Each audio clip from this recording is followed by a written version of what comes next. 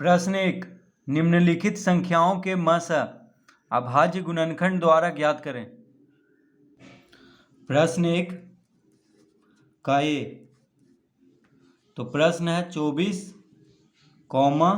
36।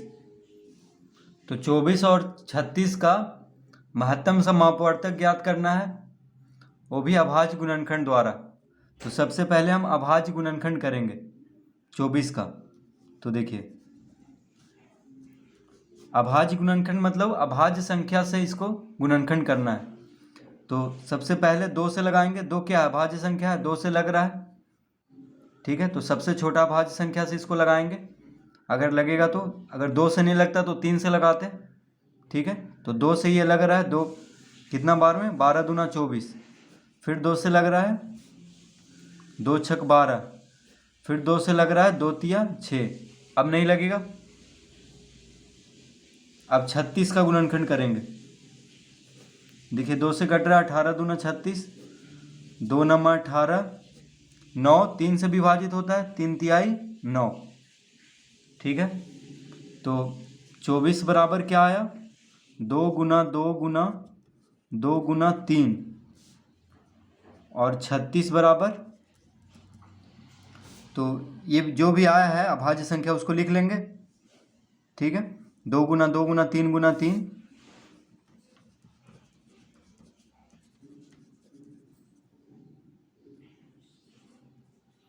तो 24 का था 2 दूना 4, 4 दूना 8, 8 तिया 24, 36, 2 दूना 4 है, 2 दूना 4, 4 तिया 12, 12 तिया 36।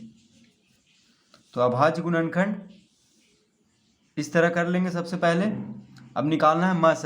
तो देखिए, जो भी दोनों में संख्या है तो लिखेंगे मस बराबर क्या हो जाएगा? तो दोनों में जो मिल रहा है, देखिए ये दोनों 2 मिल रहा है तो 2 लिख लेंगे। फिर 2 मिल रहा है, ये दोनों 2 मिल रहा है, और ये 3 मिल रहा है। यानी जो मिल रहा है उसको लिखेंगे। देखिए, ये दोनों मिल रहा है, ये दोनों मिल रहा है, और ये दोनों मिल रहा है। ठीक है, तो जो मिल रहा है उसको लिख देना है। 2 मिल रहा है, दोनों में है तो 1 2 लिख दिए। देखिए, इससे यहाँ आ गया, ये दोनों 2 से यहाँ 2 आ गया, और इससे यहाँ आ गया। ठीक है, तो जैसे दोनों का, ये 2 जो है 24 का भी गुणनखंड है, 36 का भी, तो 2 लिख लेंगे। फिर एक और 2 24 का भी है, 36 का भी, तो फिर लिख लेंगे। और 3 भी है, देखिए दोनों में। तो दोनों का गुणनखंड में जो भी संख्या रहेगा उसको लिख लेंगे एक एक बार। ठीक है, जैसे 2 बार 2 है, दोनों में 2 है तो 1 2 लिख लिए। तो 2 गुना 2 गुना 3 कितना आ गया? 3 दूना 6, 6 दूना 12। यानी 24 और 36 का मस महत्तम समापवर्तक कितना हो जाएगा? 12। तो इस तरह से इसको हल करेंगे। तो देखिए, इसको आपको नहीं बनाना है, ये जो हम समझाने के लिए बस हम इस तरह से तीर दिए हैं, ये सब नहीं बनाना है आपको। बस जो मिल रहा है संख्या उसको लिखना है। बी 40, 60। 40 का अभाज्य गुणनखंड करते हैं। 2 से लग रहा है 10 चौक, ये 20 दूना 40। ठीक है, फिर 2 से लग रहा है 10 दूना 20। फिर 2 से 2 पचे 10। फिर 60 का अभाज्य गुणनखंड करेंगे तो 2 से 30 दूना 60। फिर 2 से 15 दूना 30। फिर 3 से लगेगा 15, 2 से तो कटेगा नहीं तो 3 से लगाएंगे, 3 पचे 15। तो दोनों का अभाज्य गुणनखंड हो चुका है। अब लिख देंगे यहाँ पे 40 बराबर क्या आया? 2 गुना 2 गुना 2 गुना 5।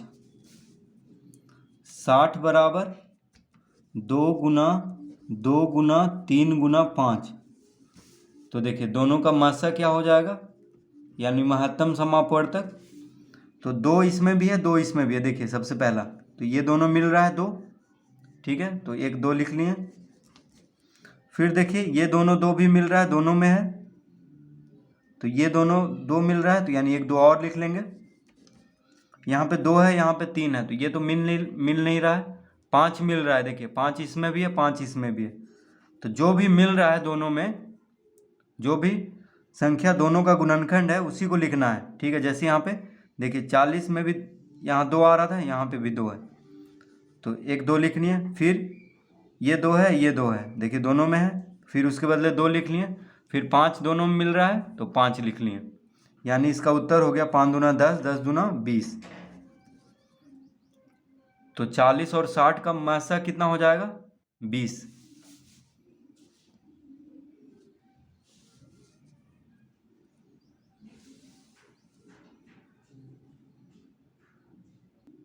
सी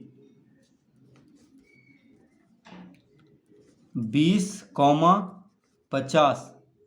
तो 20 और 50 का निकालना है, तो सबसे पहले 20 का हम गुणनखंड करेंगे। तो देखिए 2 से लग रहा है, कितना बार में? 10 दूना 20, 2 से भाग देंगे तो 10 आएगा। फिर 2 से 5 दूना 10।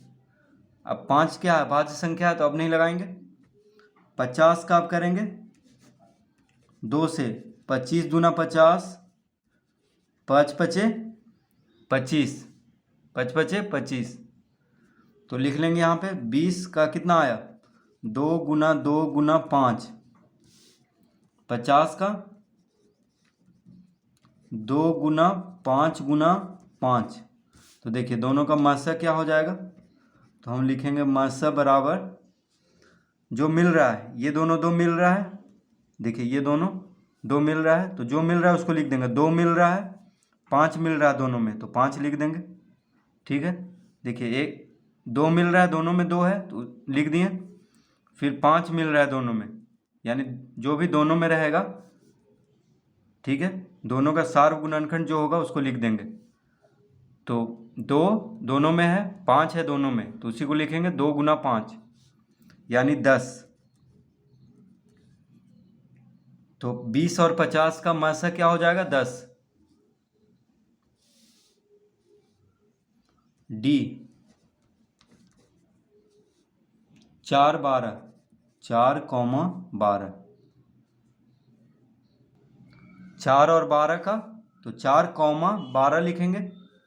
4 का हम पहले अभाज्य गुणनखंड निकालेंगे, 2 से लग रहा है, 2 दूना 4, अब नहीं होगा। 12 का 2 छक 12, 2 तिहाई 6। तो देखिए 4 का क्या आ गया?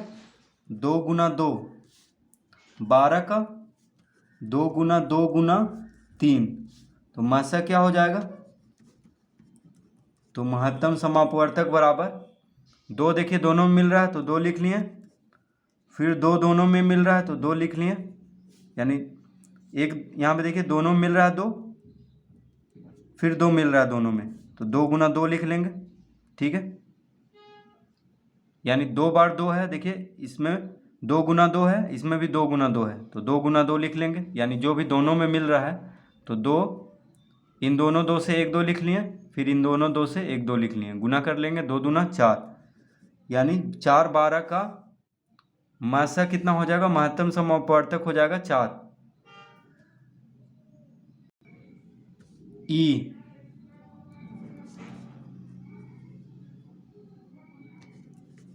12 72 और 84, ठीक है। तो 12 72 84 का मासा निकालना है। तो सबसे पहले हम 12 का अभाज्य गुणनखंड करेंगे, तो 2 छक 12, 2 तिहाई 6। अब 72 का अभाज्य गुणनखंड करेंगे तो 36 दूना 72, 2 से लग रहा है, फिर 2 से लग रहा है 18 दूना 36, फिर 2 से लग रहा है 9 दूना 18, अब 3 से लगेगा 9, 2 से तो लगेगा नहीं, तो 3 से लगा देंगे, 3 तिहाई 9। अब 3 अब अभाज्य संख्या है तो अब गुणनखंड नहीं होगा इसका। 84, अब 84 का कर लेते हैं। 2 से लग रहा है 42 दूना 84, फिर 2 से 21 दूना 42, फिर 2 से भाग देंगे तो ये माफ़ कीजिए 2 से 21 नहीं लगेगा, 3 से लगाएंगे, ठीक है। 3 सते 21, अब देखिए 7 अभाज्य संख्या है तो नहीं लगेगा, तो 21 2 से नहीं कटेगा तो 3 से लगाएंगे, 3 भी अभाज्य संख्या है, ठीक है। तो 3 सते 21, 7 क्या है अभाज्य संख्या, तो अब नहीं होगा इसका गुणनखंड, तो अब तीनों को लिख लेंगे। तो 12 बराबर कितना आ गया, 2 गुना 2 गुना 3, देखिए 12 बराबर 2 गुना 2 गुना 3 72, 72 बराबर 2 गुना 2 गुना 2 गुना 2, देखिए 2 गुना 2 गुना 2 गुना 3 गुना 3, ठीक है 3 है ये 84, 2 गुना 2 गुना 3 गुना 7, तो देखिए सबको लिख लिया जो भी आया है। तो 72 में 2 गुना 2 गुना 2 गुना 3 गुना 3, 84 में 2 गुना 2 गुना 3 गुना 7, 12 में 2 गुना 2 गुना 3, तो इस तरह लिख लेंगे। अब तीनों का मासा, तो लिखेंगे मासा बराबर क्या हो जाएगा, देखिए तो 12 72 और 84 का मासा निकालना है, ठीक है। तो देखिए 2 2 2 2 2 2, तीनों में 2 है तो 1 2 लिख लेंगे। उसके बाद फिर देखिए 2 2 2, फिर 1 2 तो हो गया, तीनों में है तो 1 2 लिख लिए, फिर तीनों में है 2 2 2, तो फिर 2 लिख लेंगे। अब देखिए 3 3 3 3 3 12 में भी है, 12 का गुणनखंड में भी है, 72 में भी है, 72 का गुणनखंड में भी है, और 84 का गुणनखंड में भी है, तो 3 लिख लेंगे। अब कुछ नहीं मिल रहा है, देखिए 7 सिर्फ इसी में है तो 7 नहीं लिखेंगे, यानी जो भी तीनों में है, तीनों का अगर मासा पूछ रहा है तो तीनों में जो मिलेगा उसी को लिखना है। तो कितना हो गया, 3 दूना 6, 6 दूना 12, यानी 12 72 और 84 का मासा कितना हो जाएगा 12। तो इस तरह से इसको हल करेंगे।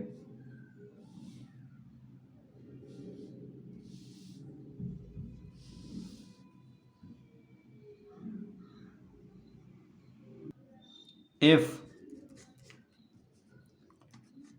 70 105 175, तो 70 का गुणनखंड कर लेते हैं सबसे पहले। 2 से देखिए कट रहा है, 35 दूना 70, 35 2 से नहीं लगेगा, 2 से विभाजित नहीं होता है 35, 3 से भी नहीं होता है, 5 से लगाएंगे, 5 सते 35, 7 क्या है अभाज्य संख्या है तो अब नहीं लगेगा। अब 105 का गुणनखंड कर लेते हैं।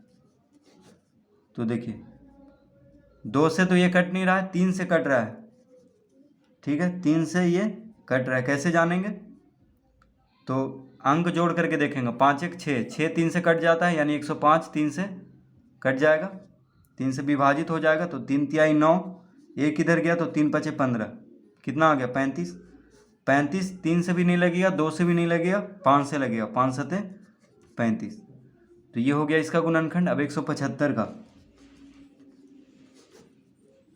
तो देखिए ये 2 से भी नहीं कटेगा, 3 से भी नहीं कटेगा, सीधा 5 से कटेगा, 5 तिहाई 15, 2 इधर गया तो 25 हो गया, 5 पचे 25, 35 है तो 5 सते 35, तीनों का गुणनखंड हम कर चुके हैं, अब लिख देते हैं यहाँ पे। तो 70 बराबर कितना आया था, 2 गुना 5 गुना 7 कौमा 105 बराबर 3 गुना 5 गुना 7, 175 बराबर 5 गुना 5 गुना 7, ठीक है। तो जो भी है सबका लिख देंगे। 70 में क्या है 2 गुना 5 गुना 7, 105 में 3 गुना 5 गुना 7, 175 में 5 गुना 5 गुना 7। तो मासा लिखेंगे, मासा बराबर क्या हो जाएगा, तो 70 105 175 में जो भी रहेगा तीनों में उसी को लिखेंगे। तो देखिए 2 इसमें भी, 2 इसमें है लेकिन इन दोनों में 2 नहीं है, 5 इसमें भी है, 5 इसमें भी है, 5 इसमें भी है, देखिए 5 5 5 तीनों में है तो 5 लिख देंगे, यानी जो भी तीनों में रहेगा तीनों का मासा निकालना है, इसलिए जो भी तीनों में रहेगा उसी को लिखेंगे।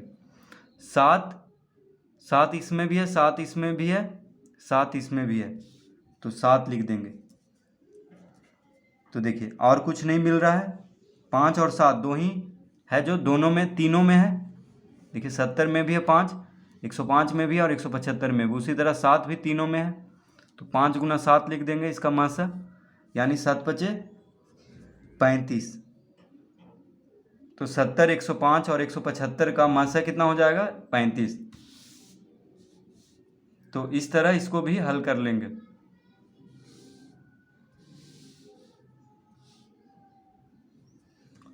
जी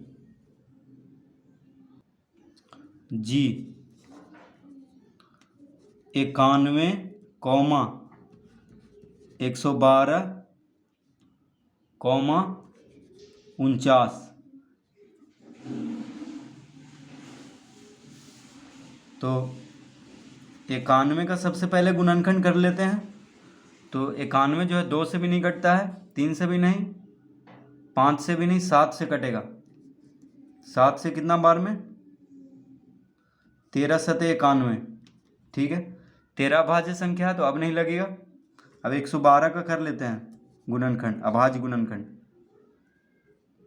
तो देखिए 2 से कटेगा, 2 पचे 10, 1 इधर गया तो 12 हो गया, 2 छक 12। फिर 2 से 2 दूना 4, 2 अठी 16। फिर 2 से 14 दूना 28। फिर 2 से 7 दूना 14। अब नहीं लगेगा, 7 अभाज्य संख्या है। अब 49 का कर लेते हैं। तो 49 7 से ही कटता है, 7 सते 49।